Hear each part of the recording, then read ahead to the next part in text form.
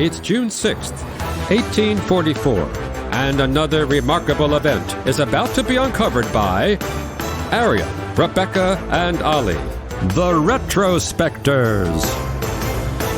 If you were a young man, short on your dough, and in need of getting yourself clean and having a good meal before 1844, your options were limited. That is, until George Williams founded the YMCA on this day in the back room of a London draper's shop. His goal? Hang out with all the boys being other young Christian drapers keen to resist the temptations of city life. And avoiding a world that he thought until that point was so jive, because rapid urbanization around London was happening at this time, and he saw young men like himself, like you say, he was only 22, who felt out of their depth, needed support. The growth of the railroad all around them, tenements springing up, some of them sleeping on the streets, some of them sleeping in the premises of their workplace.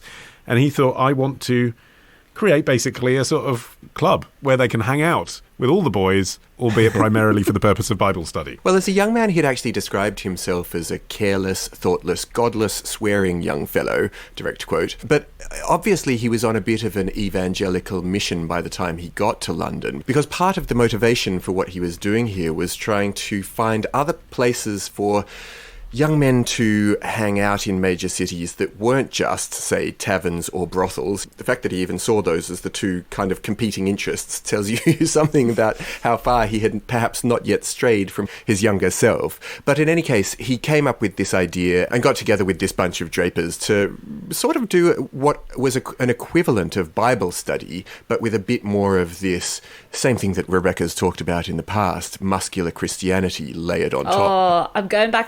We're going right back into muscular Christianity. And there clearly was a thirst for something of this nature. Like, it's easy for us to poke fun and make innuendos, and we all know the lyrics to the song. But come on, put your pride on the shelf. But actually, if you look at it, you can see how this dissipated life that George Williams was describing was probably really lonely and depressing for lots of young people who are away from home for the first time, living by themselves without their home community around them. You know, even today, how many people do you know that feel that way living in the city? You know, that the only things to do are drink or go out, and really looking for that sense of wholesome recreation and community. Yes, except the version that we've said so far, that George Williams created the YMCA as a refuge for young men from other vices, is the version you read online now, because there are so many branches of the YMCA, all with their own blogs explaining the history of the organisation, that the first 10 pages of Google are basically identical. It's all the same story. It's like the official version of the story. But the flip side of that missionary zeal to provide opportunities for people and keep them away from alcohol and drugs and sex out of marriage is, let's keep them into Jesus. Because without that, we won't have the next generation of evangelical Protestants to keep this whole shebang ticking along. So it's kind of like, yeah, come here and be with me and we'll look after you and support you. But also we're not letting you out of the grip of the religion that the country is in. Because if we do, we're worried about losing control of the establishment. Well, the way that it went international was actually yet again at a great exhibition, this time in 1851, the one that was held in Hyde Park in London, where the YMCA kind of laid out its stall. And very quickly, then, you had this spring up of YMCAs from everywhere, from Australia, Belgium, Canada, Netherlands, Switzerland and onwards. But the idea of it as a global movement was led by a guy called Henry Dunant, who was the secretary of the YMCA in Geneva once it had spread there.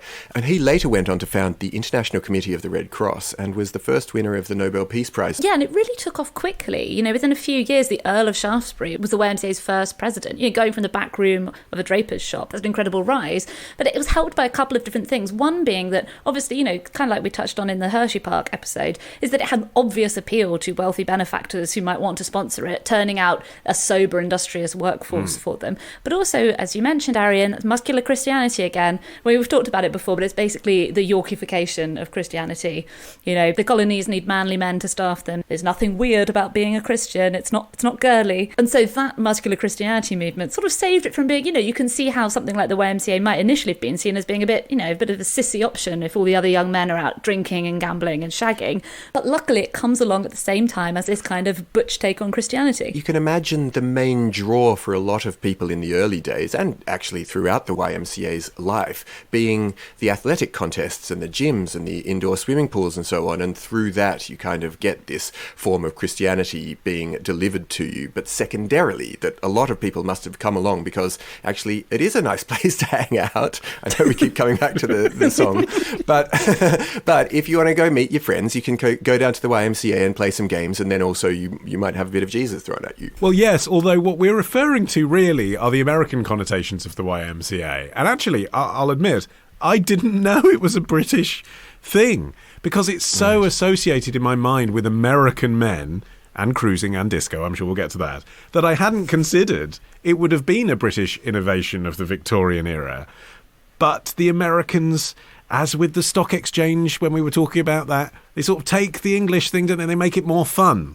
I feel like it was the Boston YMCA that put those indoor swimming pools in, a world first that you're referring to. It was an American YMCA that invented the term bodybuilding. You know, that's fun. And they created volleyball, literally invented volleyball and basketball. Yeah. So I feel like the Americans took the sort of concept of self-improvement. I mean, to be fair, George Williams had that kind of brand idea right from the beginning. The YMCA triangle represents mind, body and spirit. But they took that and coupled it with having a desirable body that other people would find attractive and improving your physique. The point of all this outreach was that rather than just preaching, the YMCAs were offering things that its target demographic actually wanted and needed. So not only was it affordable sporting facilities, but there was also accommodation that they set up in cities where young workers could live for a relatively low rent, educational opportunities. They started the concept of night schools. And you also offer an affordable and accessible venue for homosexual promiscuity, which I'm sure was not the intention of George Williams, but I feel we have to mention since we have covered the song. I was curious why it was specifically that there was this gay innuendo around the YMCA and how long that had been going back for. And I discovered in researching this episode, which older listeners, particularly in America, I suppose will already know, but I didn't, that before the 1960s, when you went swimming in the YMCA in the States, nudity was mandatory. And that went across all ages. So the instructors that were teaching the young children would be naked. They would just be wearing a whistle. But not just the pool, but also the gym, which sort of puts pay to the lie, really, that they said that you had to be naked in the pool because it spread less bacteria somehow. Obviously, what it really came down to was this muscular Christianity thing of working on your sort of classical physique. But the consequence of it, intended or otherwise, was you were encouraging intimate friendships between naked men. So it wasn't just an innuendo. It was like the place you'd go to in a lot of towns in America if that's what you were looking for. And the song was obviously by village people. Did you know this? They were yet another fake group like Boney M. Yeah, so they're just 5 models, aren't they? They were chosen because they look right. Well, one of them was the singer, Victor Willis, who's the black policeman in the lineup. He was hired by these 2 French producers to be the voice and then to fill out the group. And you can see how this ended up being a kind of iconic gay act. They took out an ad in a theatre trade paper that said, "Macho types wanted, must dance and have a moustache." Well, David Hodo, who was the construction worker of the group, said of the way that it was composed that apparently it was written in 20 minutes. A third album, which was called Cruiser, needed one more song, apparently, as filler. And Jacques Morali, who was one of the French record producers who Rebecca mentioned, put together the melody and the chorus and the sort of rudiments of the outline. And he then gave it to Victor Willis and said, just fill in the rest.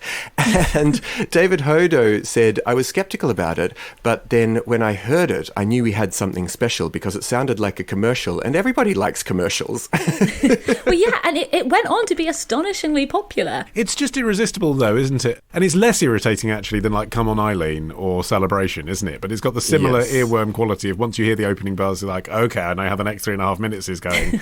Let's limber up those arms. Apparently the dance often goes wrong, and the village people would take sometimes to correcting their audience because people do the M incorrectly. Correctly, it should be made by touching your fingers in front of you, not by putting your fingers on your shoulders. No, head, and then Head, yeah. You've got a Mobot. It's a Mobot movie now. Not- Oh, no. Not according to Getting the it village wrong. people. And also, the C tends to go wrong. And this, I mean, we've all seen this. Everyone going right rather than left.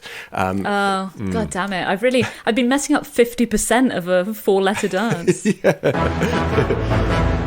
Tomorrow. But actually, interestingly, the first video rental shop actually predates the popularity of cassette tapes. Love the show? Support the show. Patreon.com/retrospectors. Part of the Acast Creator Network.